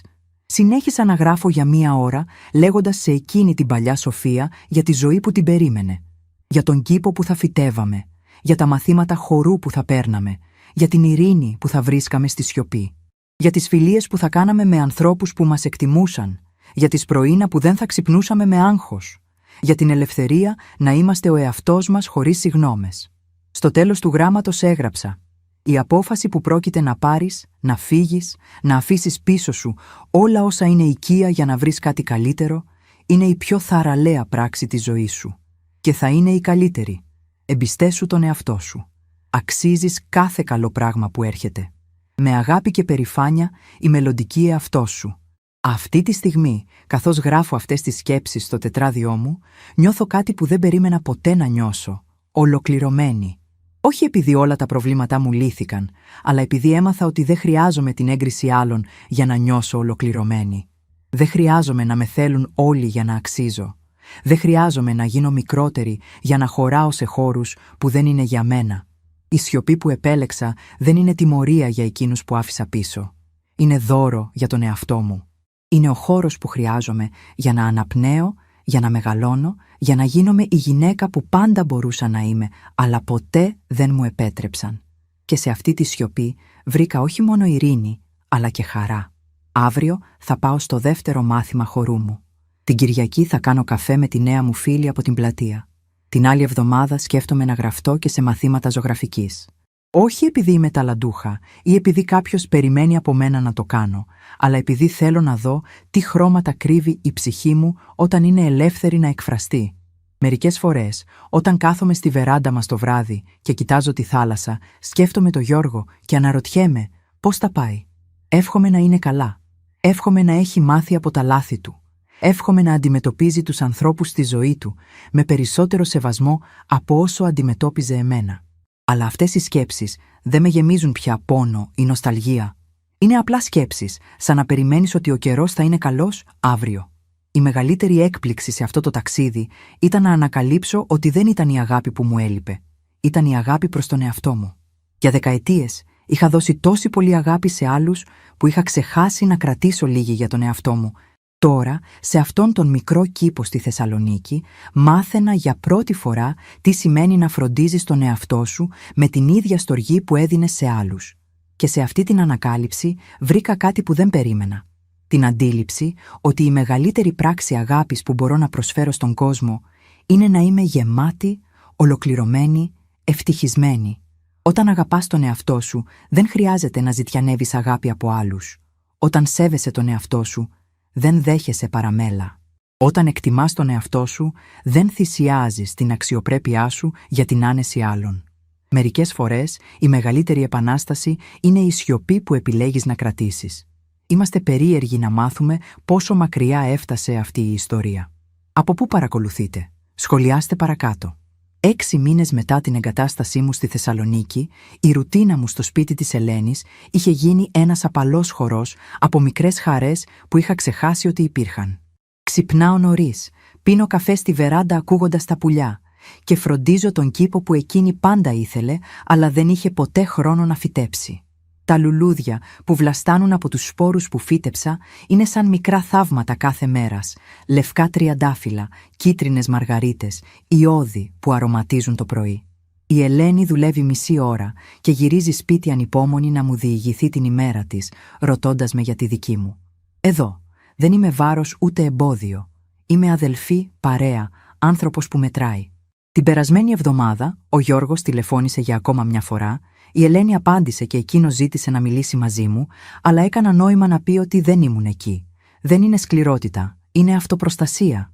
Άκουσα την Ελένη να διηγείται ότι εκείνος και η Δέσποινα χώρισαν, ότι χρειάστηκε να μετακομίσουν σε ένα ενοικιαζόμενο διαμέρισμα επειδή έχασαν το σπίτι. Είπε ότι θέλει να σε ζητήσει συγγνώμη, μου είπε η Ελένη μετά. Απλά χαμογέλασα και συνέχισα να ποτίζω τα ιώδη. Κάποιες πληγές γιατρεύουν καλύτερα όταν δεν τις ακουμπάς. Χθες, καθόμουνα στην πλατεία της πόλης, όταν είδα μια γυναίκα της ηλικίας μου να κάθεται μόνη στον πάγκο, με εκείνη την έκφραση χαμένη που αναγνώρισα αμέσως. Κάθισα δίπλα της και μιλήσαμε για φυτά, για συνταγές, για τη ζωή. Ανακάλυψα ότι και εκείνη είχε αναδιοργανωθεί από το σπίτι της, από τα παιδιά της. Την κάλεσα για καφέ στο σπίτι της Ελένης την επόμενη εβδομάδα. Είναι παράξενο πώς ο πόνος που μοιράζεσαι μπορεί να μεταμορφωθεί σε νέα μορφή φροντίδας. Μια νέα οικογένεια επιλεγμένη ανάμεσα σε ανθρώπους που κατάλαβαν ότι αξίζουμε περισσότερα από όσα μας έκαναν να πιστέψουμε. Το βράδυ, όταν η Ελένη και εγώ βλέπουμε τηλενουβέλα στον καναπέ του σαλονιού, κάποτε με ρωτά αν νιώθω νοσταλγία για την παλιά μου ζωή. Κοιτάζω τις κουρτίνες που διάλεξα για αυτό το σπίτι, τις φωτογραφίες μας στη βιβλιοθήκη, την ησυχία που επιτέλους κατοικεί στην καρδιά μου και απαντάω. Μερικές φορές η μεγαλύτερη αρχή είναι η σιωπή που επιλέγουμε να κρατήσουμε. Γιατί ανακάλυψα ότι δεν υπάρχει μεγαλύτερη μοναξιά από το να ζεις εκεί που δεν είσαι ευπρόσδεκτη. Και δεν υπάρχει καλύτερη παρέα από την ίδια την ειρήνη του μυαλού σου. Κάθε πρωί, όταν ξυπνάω, υπάρχει μια στιγμή σιωπής όπου θυμάμαι ότι δεν χρειάζεται πια να ανησυχώ για το τι θα πω λάθος, για το πώς θα με κρίνουν, για το αν η παρουσία μου ενοχλεί κάποιον. Αυτή η στιγμή είναι καθαρή χαρά. Η χαρά της ελευθερίας από τον φόβο της απόρριψης. Έχω μάθει ότι η αγάπη που αξίζει δεν σε κάνει να αισθάνεσαι μικρή. Η αγάπη που αξίζει δεν σε κάνει να ζητιανεύεις προσοχή. Η αγάπη που αξίζει δεν έρχεται με όρους και προϋποθέσεις. Προχθές, η κυρία Κατερίνα από τη γειτονιά με τηλεφώνησε για να μου πει ότι είχε δει τον Γιώργο στο Παντοπολείο. «Έμοιαζε πολύ κουρασμένος, Σοφία μου», μου είπε, «και πολύ λυπημένος. Με ρώτησε πώς είσαι, αν ξέρω πώς τα περνάς». Για μια στιγμή η καρδιά μου τσίμπησε. Παρά όλα όσα είχαν γίνει, εκείνος ήταν ακόμη το παιδί που είχα γεννήσει, που είχα μεγαλώσει, που είχα αγαπήσει περισσότερο από οτιδήποτε άλλο. Αλλά μετά θυμήθηκα ότι η αγάπη δεν σημαίνει ότι πρέπει να ανέχομαι να με αντιμετωπίζουν άσχημα. Η αγάπη δεν σημαίνει ότι πρέπει να θυσιάζω την αξιοπρέπειά μου για την άνεση άλλων. «Τι του είπες?» ρώτησα την κυρία Κατερίνα. «Του είπα την αλήθεια», απάντησε. «Ότι είσαι καλά, ότι έχεις βρει την ειρήνη σου και ότι φαίνεσαι πιο ευτυχισμένη από ό,τι σε είδα εδώ και χρόνια». Αυτή η τελευταία πληροφορία με έκανε να χαμογελάσω. Ήταν αλήθεια. Ήμουν πιο ευτυχισμένη. Όχι επειδή δεν αγαπούσα πια τον γιο μου, αλλά επειδή είχα μάθει να αγαπάω και τον εαυτό μου. Τις προάλλες, καθώς κάθομαν στον κήπο μας και έβλεπα τα λουλούδια που είχα φυτέψει να ανθίζουν, συνειδητοποίησα κάτι σημαντικό για τη φύση των σχέσεων. Όπως τα φυτά, οι σχέσεις χρειάζονται την κατάλληλη γη για να αναπτυχθούν. Χρειάζονται σεβασμό, εκτίμηση, αμοιβαία φροντίδα. Όταν η γη είναι τοξική, γεμάτη αδιαφορία, περιφρόνηση, εκμετάλλευση, ό,τι προσπαθήσεις να καλλιεργήσεις θα μαραθεί. Δεν είναι αποτυχία του φυτού, είναι αποτυχία της γης. Για πολλά χρόνια προσπαθούσα να ανθίσω σε τοξική γη, αναρωτώμενη γιατί οι προσπάθειές μου δεν έφερναν καρπούς. Τώρα, σε αυτόν τον κήπο με την Ελένη, βλέπω τι συμβαίνει όταν φυτεύεις σε γη που σε τιμά, που σε θρέφει, που σε θέλει να μεγαλώσεις. Τα λουλούδια μου δεν είναι μόνο ζωντανά, είναι υπέροχα. Μια εβδομάδα πριν έλαβα ένα ακόμη γράμμα από τον Γιώργο. Αυτή τη φορά ήταν πιο σύντομο, μόνο μια σελίδα, και ήταν διαφορετικό από το προηγούμενο. Δεν ζητούσε συγγνώμη ξανά. Αυτό το είχε κάνει ήδη. Δεν με οικέτευε να γυρίσω. Είχε καταλάβει ότι δεν το ήθελα. Ανταυτού μου έγραφε για τη δική του ζωή, για τα μαθήματα που είχε μάθει, για τον τρόπο που η εμπειρία του είχε αλλάξει την οπτική του. «Μητέρα», έγραφε, «δεν περιμένω να με συγχωρήσεις. Καταλαβαίνω γιατί δεν το κάνεις. Αλλά θέλω να ξέρεις ότι αυτό που έκανες, που έφυγες, που υπερασπίστηκες τον εαυτό σου, με έμαθε κάτι σημαντικό για το τι σημαίνει σεβασμός. Με έμαθε ότι η αγάπη δεν είναι το ίδιο με την ανοχή της κακομεταχείρισης. Με έμαθε ότι κάποτε οι άνθρωποι που αγαπάμε πρέπει να μας αφήσουν για να μάθουμε την αξία τους». Το γράμμα τελείωνε με μία παράγραφο που με έκανε να κλάψω. Δεν ξέρω αν θα με συγχωρήσεις ποτέ και δεν το περιμένω. Αλλά ελπίζω ότι κάπου, σε κάποια στιγμή, θα μπορέσεις να νιώσεις περήφανη για το γεγονός ότι με μεγάλωσες να γίνω άντρας που τελικά κατάλαβε τα λάθη του. Ακόμη και αν ήρθε πολύ αργά, ακόμη και αν κόστισε πάρα πολλά. Σε αγαπάω και θα σε αγαπάω πάντα, ακόμη και από μακριά. Αυτό το γράμμα το κράτησα για περισσότερο καιρό από το πρώτο. Το διάβασα πολλές φορές και κάθε φορά ένιωθα κάτι διαφορετικό. Όχι συγκίνηση που θα με έκανε να θέλω να επιστρέψω, αλλά μια παράξενη ειρήνη που προέρχεται από το να ξέρεις ότι κάτι καλό μπορεί να βγει ακόμη και από τις πιο οδυνηρές καταστάσεις. Ο γιος μου είχε μάθει ένα μάθημα που θα τον βοηθούσε να γίνει καλύτερος άντρας. Δυστυχώς, αυτό το μάθημα είχε κοστίσει τη σχέση μας, αλλά τουλάχιστον δεν είχε πάει χαμένο. Εκείνο το βράδυ μοιράστηκα το περιεχόμενο του γράμματος με την Ελένη. «Πώς νιώθεις γι' αυτό?» με ρώτησε. «Ανάμεικτα», απάντησα ειλικρινά. «Χαίρομαι που έμαθε. Λυπάμαι που χρειάστηκε να το μάθει έτσι. Αλλά δεν νιώθω ότι πρέπει να θυσιάσω την ειρήνη μου για να τον βοηθήσω να νιώσει καλύτερα για τα λάθη του.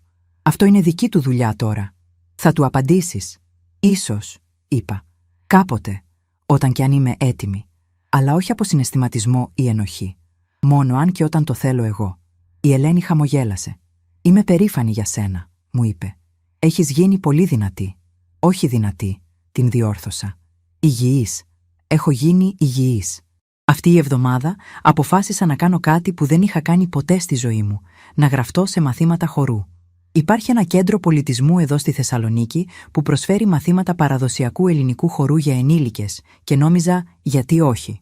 Στα 70 μου αποφάσισα να μάθω κάτι καινούριο, όχι επειδή χρειαζόμουν να το κάνω για κάποιον άλλον, αλλά επειδή ήθελα να το κάνω για μένα. Το πρώτο μάθημα ήταν άβολο. Δεν είχα χορέψει εδώ και δεκαετίες και το σώμα μου θυμόταν τους ρυθμούς αλλά όχι τις κινήσεις. Αλλά δεν με κρίνε κανείς. Δεν με κοίταξε κανείς παράξενα. Απλά ήμουν μια γυναίκα που μάθαινε να χορεύει και αυτό ήταν όλο.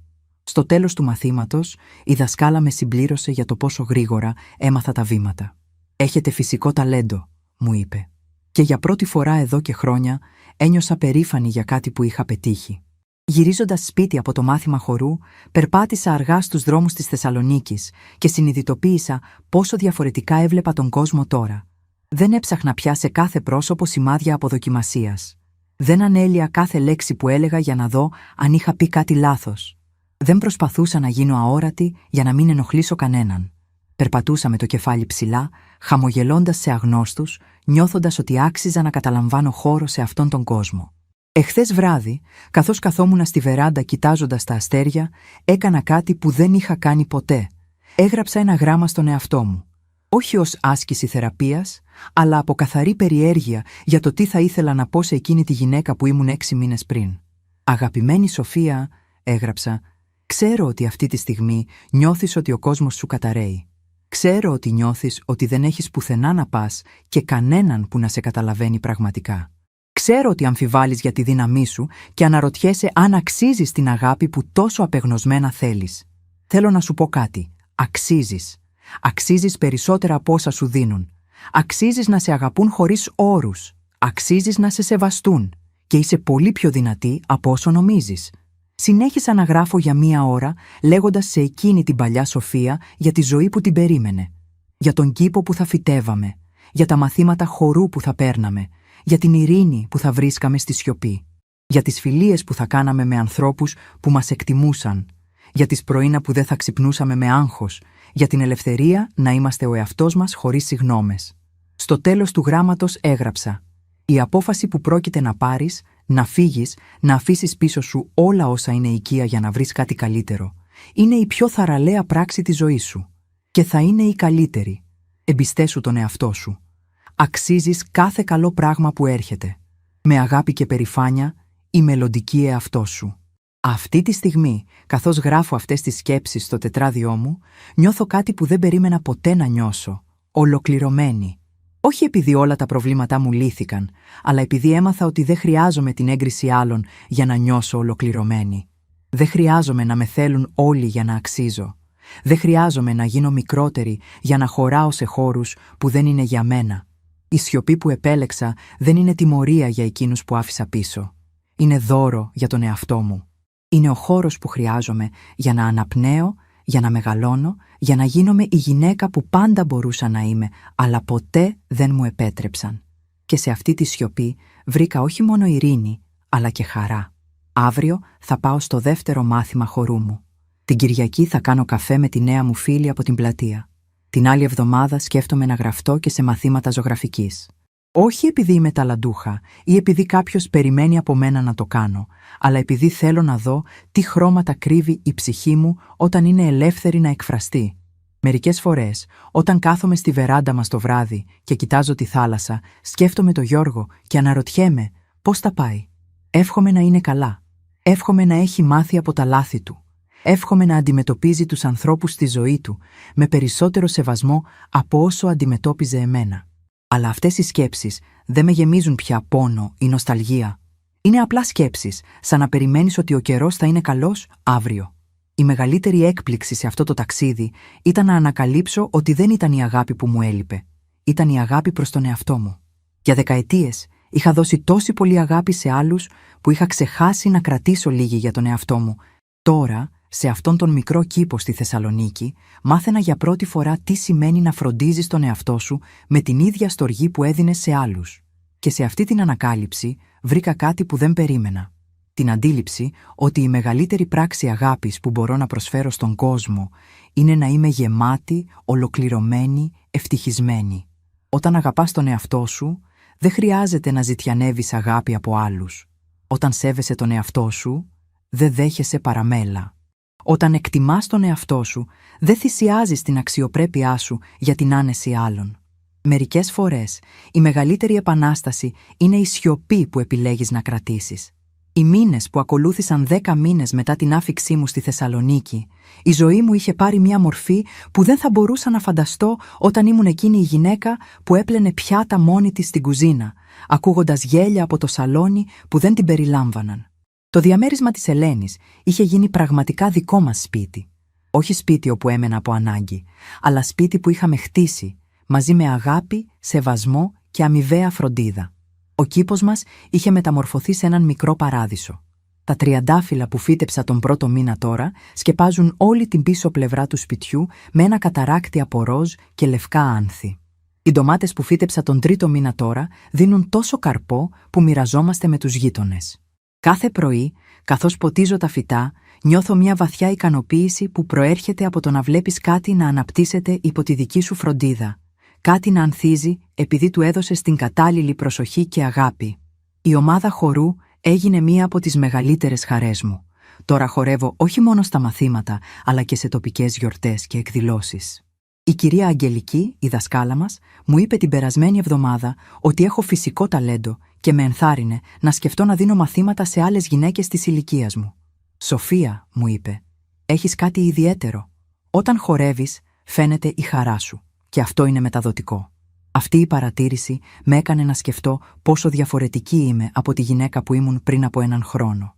Εκείνη η γυναίκα προσπαθούσε να γίνει αόρατη, να μην παίρνει χώρο, να μην δημιουργεί προβλήματα.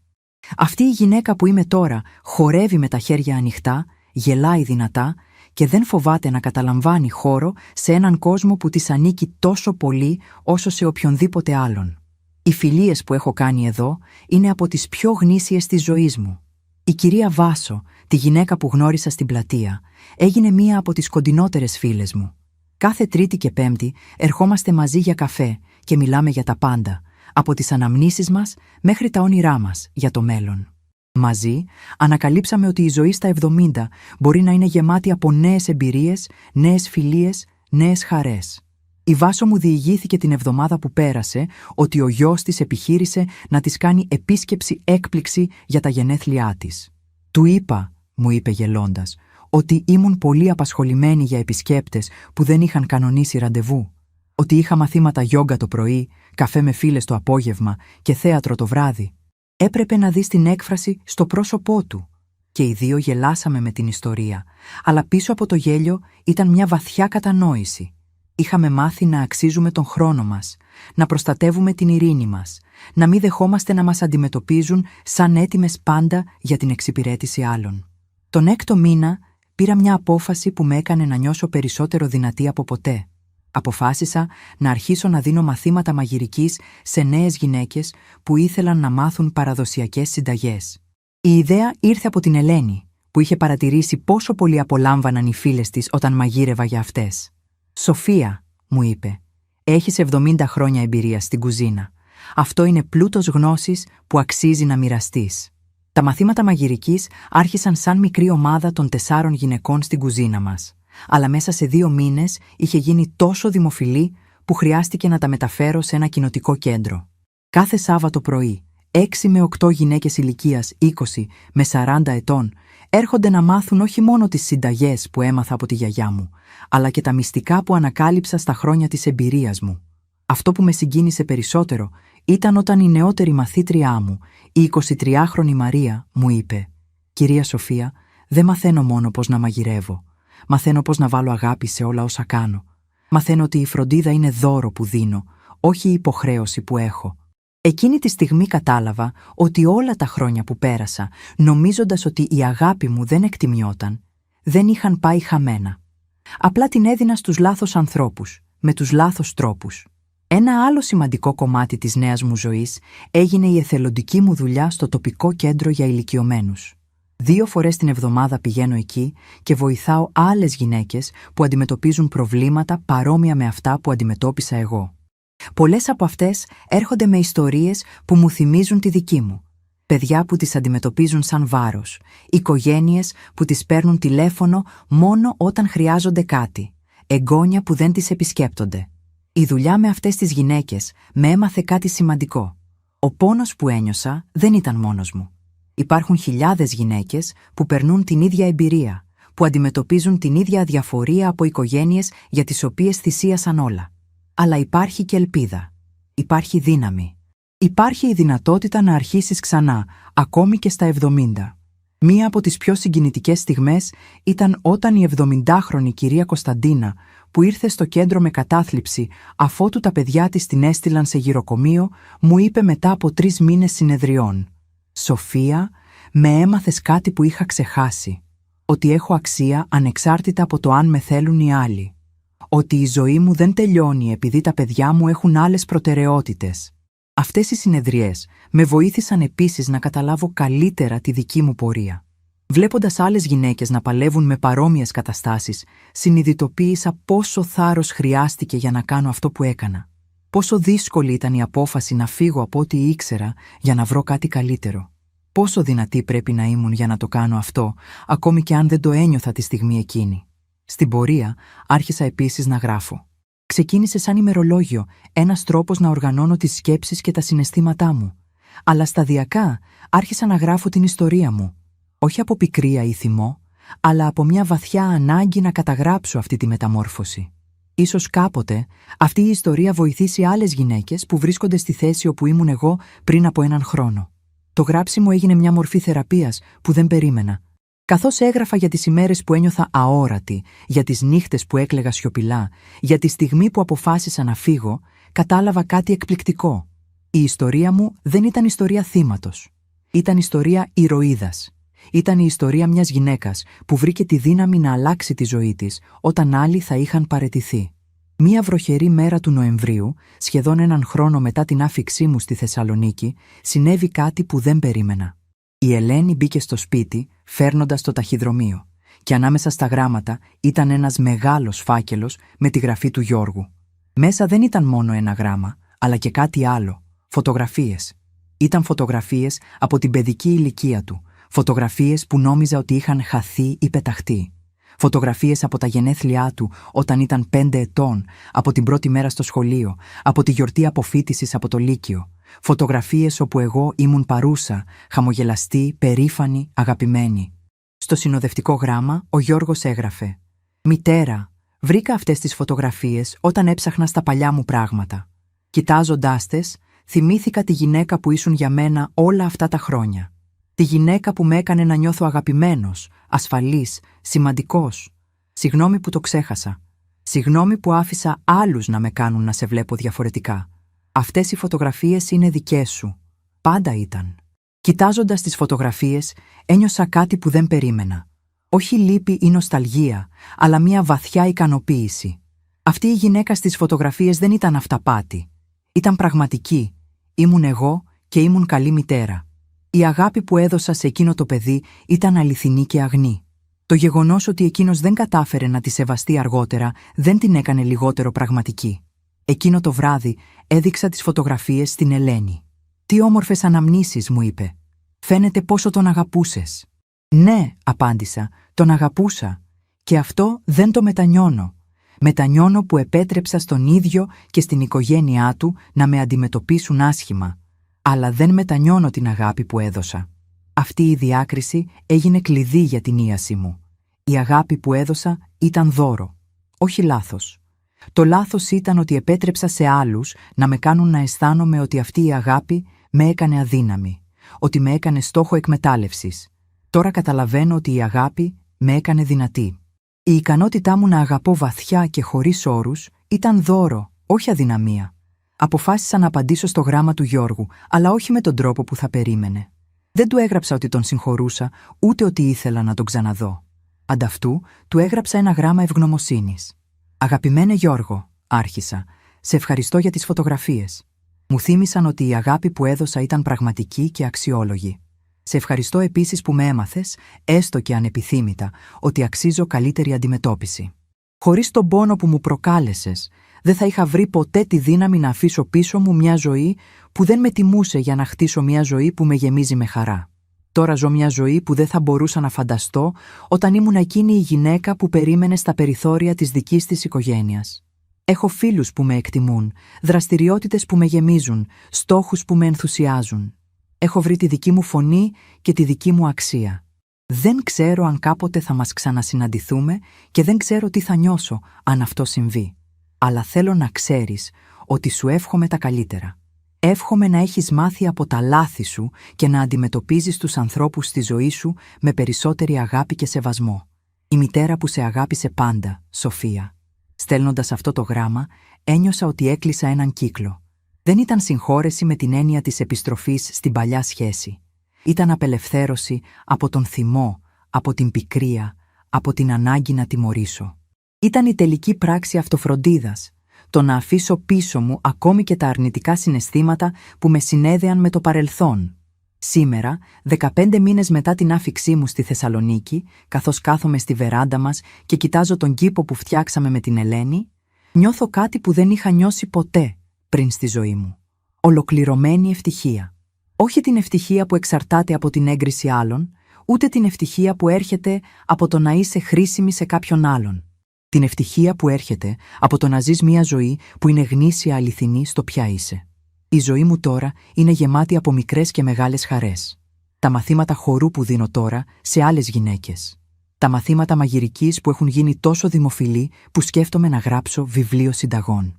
Οι εθελοντικές ώρες μου στο κέντρο ηλικιωμένων που με κάνουν να νιώθω ότι η εμπειρία μου έχει αξία.